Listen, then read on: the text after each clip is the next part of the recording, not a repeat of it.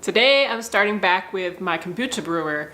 We have a continuous kombucha brewer, so it's one of those where you can just continually pour out kombucha and you just kind of refill it with tea every so often, so that way you always have a supply.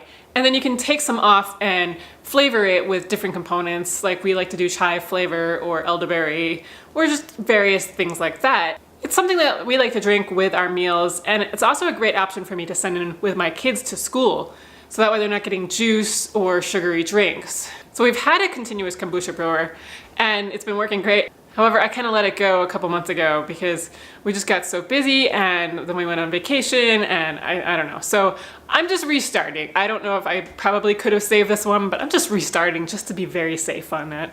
And so I'm gonna just show you what we have to do to start this thing. First though, I have to get rid of this old one and clean it out.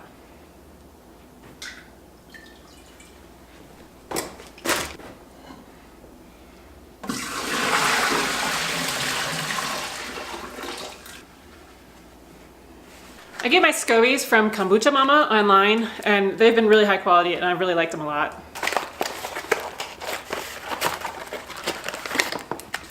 Instructions, handy.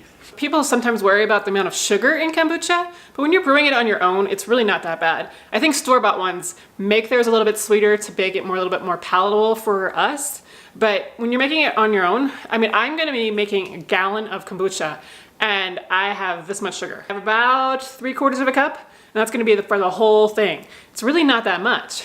Plus, the SCOBY is going to be really kind of using most of it, so I think by the end, the sugar content is going to be pretty low. The basic process of this is to just heat up water until almost boiling.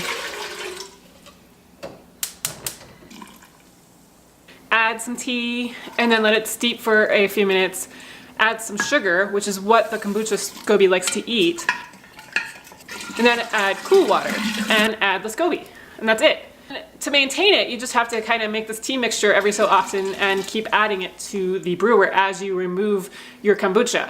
It takes a few weeks to actually become kombucha, and you have to taste it as it gets a little bit sour and sour until you have a balance that you actually like. But it's really easy. It's just you have to keep on top of it. That's the only difference.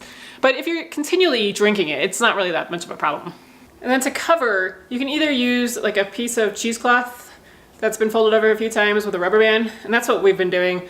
But then I got one of these little handy covers. It doesn't matter. I just thought it was just a little easier to do this. Like I said, I give this to my kids at school, and so I'll just do a water bottle like this, fill it with kombucha. Well, actually, I just do kind of halfway or so, and they love it. I mean, it's a fun little drink for them that doesn't have to contain a lot of sugar. You can add it to juice as well to flavor it. So if they really are used to juice, so you could do like ratios and kind of decrease the juice over time, or just give them half juice, half kombucha to really make them happy and to like not completely rock their world if you're trying to do this instead of juice.